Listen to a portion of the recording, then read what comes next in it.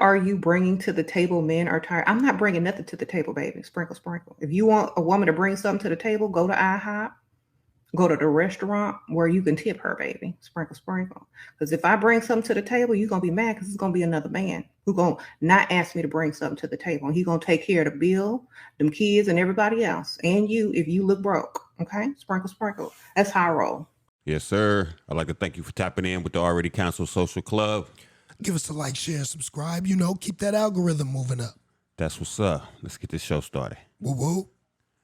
So before we even get into tonight's show, I kind of wanted to give a thanks to everybody that's been tapping in, leaving comments, actually engaging with the actual content.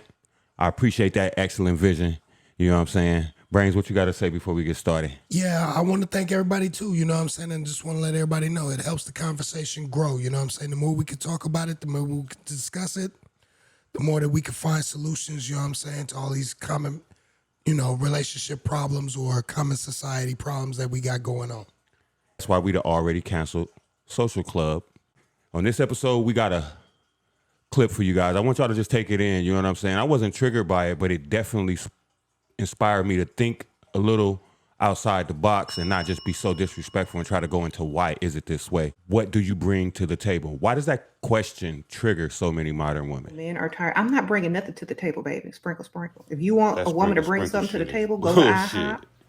Go to the restaurant where you can tip her, baby. Sprinkle, sprinkle. Because if I bring something to the table, you're going to be mad because it's going to be another man who going to not ask me to bring something to the table. And he's going to take care of the bill, them kids, and everybody else. And you if you look broke. Okay? Sprinkle, sprinkle. That's how I roll. Yeah. You don't have to bring nothing to the table because we don't want you. Straggle, straggle. Smeagol, smeagol. You know what I'm saying? They want to out here be thinking like, all these little catchphrases. Man, all that. Shout out to the angry man, because he nailed it on the head. You know what I'm saying? And you probably would have said smeagol, smeagol, but I love that. Scraggle, scraggle. Yeah, scraggle, scraggle, smeagol, She is forever now more known as the Scraggle, scraggle. Do they really understand that the concept or the whole premise of the question, what do you bring to the table, is based on what do you bring to the relationship? The relationship is the table. So by you saying you are the table, you are not the whole relationship. Well, maybe you are. That's why you independent and you by yourself. That's the relationship you like being in. That's Independent. That's the problem. They want to be self-centered. They want to be the center of the relationship. Facts. They don't, and in that thought, it's all selfish because everything has to be catered to them. They're not going to do any catering. They're not going to do any work in the relationship towards the other half. Everything has to be.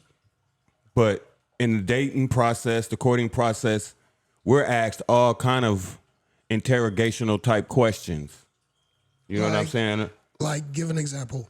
Well, I mean, on the first time I meet you, within the first 30 minutes of us sitting down, I ordered some food that I know I'm going to have to pay for and not you, and it don't even come here yet, and you already asked, what do you do for a living, but how much you make at doing it. That's what I mean. Really, that's kind of like not your business. You know what I'm saying? Not on the first date.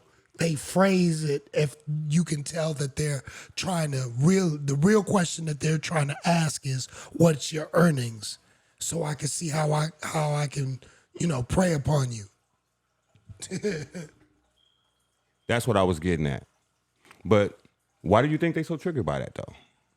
Does it show their inadequacies in certain areas? I mean, but how? When they're the most educated? Although they may be the most educated and, in all these facets, in a relationship, they want a man to stand traditional. And they want to be modern. They want to be able to use their finances and their accomplishments and whatever they achieve to their whim. You know how they see fit.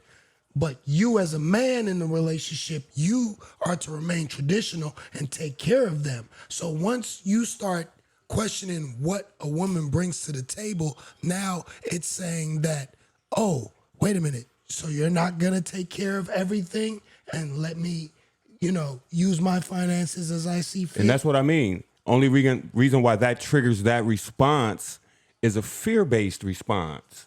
Because it's a status quo fear-based response. No, but why would you not assume automatically that if we're in a relationship,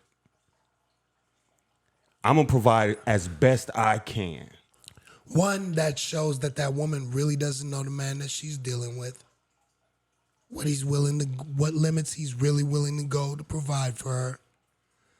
Two, that shows that in going into the relationship, that woman was looking to see what she can gain out of it, not necessarily the relationship. Message. That causes a lot of disconnect. You're right. You're right. And that right there, you know what I'm saying? That is a monkey wrench in your relationship that I don't think will ever come to the surface that you can really put your finger on it. You know what I'm saying? Because it's going to be so ambiguous in the relationship because it's a spark in the far back of that female's mind that she's acting on. You know what I'm saying? That Brizzle. type of female.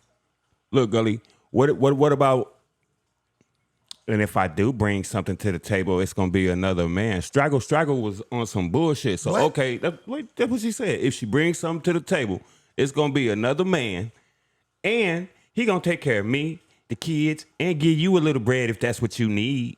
That's what she said. Nah. Where did they Can't get off be. thinking that like, Can't who's be. going to accept that? First of all, only a fucking weak ass jabroni. She was attractive. She was cute. I mean, physically looking. But my whole thing is they think that's the end of attraction because men are visual creatures. But again, that says they don't understand just how y'all got a friend zone. We got zones too. So you're going to be in the sex only zone.